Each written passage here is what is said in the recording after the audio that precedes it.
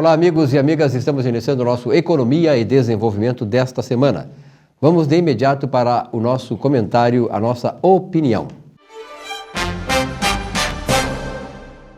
Por mais que alguns possam discordar, a verdade é que a economia tem leis e regras via mercado que são, digamos, naturais. Elas são automáticas, estão no cerne do chamado sistema capitalista e, de certa maneira, se analisarmos bem, são racionais. Essa questão de FOR, por exemplo, ou da FOR, é emblemática. Agora, a empresa por obra e ação do judiciário, promovida também pelo Estado, terá de devolver o valor do investimento feito na área onde a empresa iria implantar a sua montadora, em Guaíba, aqui no Rio Grande do Sul. E não o fez. Agora, distante dos acontecimentos, dá para se dizer que houve, da parte da empresa, um apelo econômico mais forte para levá-la para a Bahia. Mas isso não exime o governo da época, o primeiro do PT no Estado, sob o comando de Olívio Dutra, de ação política ideológica marcante. Os investimentos e o investimento econômico se dá em geral e se baseia na busca do lucro pelas empresas privadas. Hoje sofremos problemas na saúde, na educação, na segurança, inclusive porque os governos, o Estado brasileiro, é pouco afeito a administrar a coisa pública, mais ou menos aos moldes da empresa privada. Buscando atender a demanda, claro, social, mas também não descuidando de visar o bom uso do dinheiro, que é um bem escasso, sobretudo diante das pressões de demanda existentes na economia e na sociedade. Bom, nós estamos aqui com o Dr. Sérgio Raskin, odontólogo, professor, da sua escola aqui, professor de odontologia. Por ti passaram já centenas de alunos, né, Sérgio? Deve ser vários alunos, várias centenas de alunos já passaram por a gente. Que legal. Bom, a odontologia continua sendo como uma medicina muito procurada pelos jovens. E eu te pergunto o seguinte, Sérgio, a qualificação hoje do odontólogo, se discute muito a questão do médico, agora temos aí a celeuma da vinda de médicos cubanos, que é uma outra história, mas eu te pergunto assim, a qualificação do odontólogo hoje, ela nas universidades, ela está sendo em boa medida? Olha, a qualificação do aluno está em boa medida, O aluno vem preparado, hoje tem muita informação, tudo que se passa no exterior hoje, nas universidades de fora, está na internet, se ensina igual, os recursos, os livros, os vídeos, tudo que se usa para ensinar está muito bom. Como tu falasse da situação dos médicos com relação aos médicos cubanos, o que eu tenho para dizer, Silvio, é que assim, o número de dentistas, como de médicos no Brasil, eu também acho que seja suficiente. Eu acho que a questão do médico cubano é até uma questão meio política. O que eu acho para a juventude hoje? Como a gente convive com jovens formados, recém-formados, o mercado de trabalho está muito difícil. Eu acho que é uma questão governamental. O Brasil é um país maravilhoso, mas não cresce. Um país que não cresce não abre mercado para o jovem. E não é só para odontologia, para qualquer área. Hoje os filhos moram com os pais até os 30, 40 anos. Por que isso? Tu acha que se o jovem tivesse condições de morar sozinho, fazer sua vida, casar mais cedo, ele não faria isso? Eu acho que esse é o caminho. O problema todo são questões de políticas governamentais. Eu acho que a questão do médico é uma questão de política, a interiorização dos médicos é uma questão de política, assim como a interiorização dos dentistas. Abrindo o mercado para o dentista, dando condições de trabalho. Eu ouvi um artigo, uma reportagem há pouco. Quem rege o mercado de trabalho num país como o Brasil é o dinheiro, certo? Ninguém vai sair da sua zona de conforto, da casa do pai ou da cidade, que tem todos os recursos. Fazer caridade no interior. Exatamente, para perder qualidade. Eu não falo nem no interior. Quem é que vai para Ji-Paraná trabalhar? Vai deixar a família aqui? Ou vai para o interior de Mato Grosso? Ou vai para o Acre? Para a interiorização. Se não houver uma oferta governamental que está se pensando fazer, tanto para médicos como também para dentistas, como tem para os juízes, para os promotores, um plano de carreira para fixar essas pessoas nesses lugares, dar condições de trabalho e dar recurso para essas pessoas, eu acho que fica fácil de resolver o problema do dentista e do jovem, que também é o outro problema, o problema do jovem dentista. Ô, Sérgio, na tua época, de tua época para cá, que ainda é tua época, mas mais jovem lá atrás, né? Quer dizer, a odontologia ainda é uma profissão que exerce um fascínio nos jovens? Eu acho que a odontologia exerce fascínio jovem, tanto é que nós temos tantas faculdades e uma procura, uma demanda muito grande de vontade de ser dentista. Talvez pelo fato do dentista ser um profissional liberal, independente, autônomo, não depender de emprego, depender só da sua mão para poder viver. Mas a odontologia é uma profissão fascinante, é uma profissão, hoje, com os implantes, com as próteses, as reabilitações, devolver qualidade de vida para as pessoas, ver um sorriso bonito. Silvio, a gente lida com cada coisa que aparece no consultório da gente e o jeito que a gente consegue reabilitar, que a gente consegue deixar as pessoas, é muito gratificante. Além do que, a odontologia é uma profissão... Uma coisa interessante, deixa eu aproveitar que tu devolve a autoestima para as pessoas, e nada melhor do que uma pessoa ter a sua autoestima elevada, recuperada, né? Resgatada, porque aí ela é melhor na família, ela sabe viver melhor, ela trabalha melhor, ela tem sonhos melhores, ela realiza a sua vida melhor. Eu acho que qualidade de vida, autoestima, segurança, vontade de ter prazer de se olhar no espelho. Eu me chamou a atenção esses dias, eu vi uma propaganda de uma imobiliária, só aparecia dente. Se tu procurar vai aparecer uma propaganda de sandália, tu acha que vai aparecer o pé? Quem é que vai aparecer? Os dentes da pessoa que está fazendo a propaganda. Se olhar as novelas da Globo, gente, tem que botar óculos escuros para ver, porque é o brilho dos dentes das pessoas. Então, assim, ó, tudo que eu quiser mostrar, vender, tornar aparente, eu tenho que mostrar um belo sorriso, porque o sorriso representa a felicidade. Então, se eu comprar uma sandália, eu vou estar feliz, eu vou mostrar no meu sorriso. Se eu comprar um apartamento da imobiliária, eu vou estar feliz. Se eu comprar um carro, eu vou estar feliz. Então, o que eu vou mostrar? A minha felicidade. A felicidade eu mostro com um sorriso. Sérgio, tem muitos assuntos, é complexa essa atividade tua na área de odontologia, as novas tecnologias, enfim, todas essas coisas que nós já conversamos, mas eu não quero, e naturalmente, nem que pudesse, nem que quisesse, eu poderia esgotar esse assunto. Então vamos deixar para outra oportunidade, viremos aqui com o Sérgio, eu já convidei ele para vir mais vezes no programa, mas ele viaja muito, tem muito compromisso também, a gente entende esse lado. Por hoje, obrigado, um abraço, né? E que tu tens preferência clubística no estado ou não?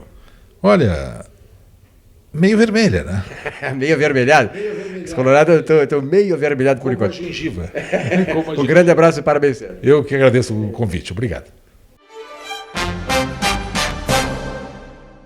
Muito bem, voltamos aqui nos nossos estúdios da TV Urbana, no bairro Cristal, em Porto Alegre. E vamos de imediato ao comentário da Clarice Schmidt, que é coach executiva. Vem daí, Clarice. Boa noite, Silvio. Boa noite, querido público do Economia e Desenvolvimento. Eu gostaria hoje de falar como o coaching pode ser usado dentro das organizações para contribuir na retenção de talentos e desenvolver lideranças. Na questão da liderança, percebe-se hoje que muitas pessoas se desligam de suas empresas por motivos de insatisfação, de desmotivação e muito atreladas à liderança. Ou seja, as pessoas não se demitem da empresa, se demitem do seu líder. O que está acontecendo no nosso mercado, nas nossas empresas? Há uma necessidade, uma carência muito grande de o nosso líder ser desenvolvido na questão de gestão de pessoas.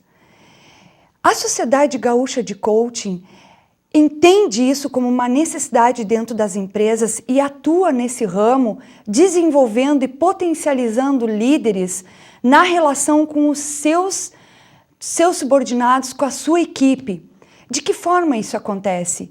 Desenvolvendo competências, habilidades e muito mais do que desenvolver competências e habilidades, é um processo de autoconhecimento onde nós podemos, como Miguel Ângelo, lapidar e trazer o diamante que está dentro da pessoa para fora, fazer brilhar o potencial que há em cada um. Mas para que isso aconteça é um processo de desenvolvimento. O coaching propicia isso. Ele pode ser trabalhado individualmente ou em equipe dentro das organizações. Há também uma preocupação muito grande das organizações com retenção de talentos.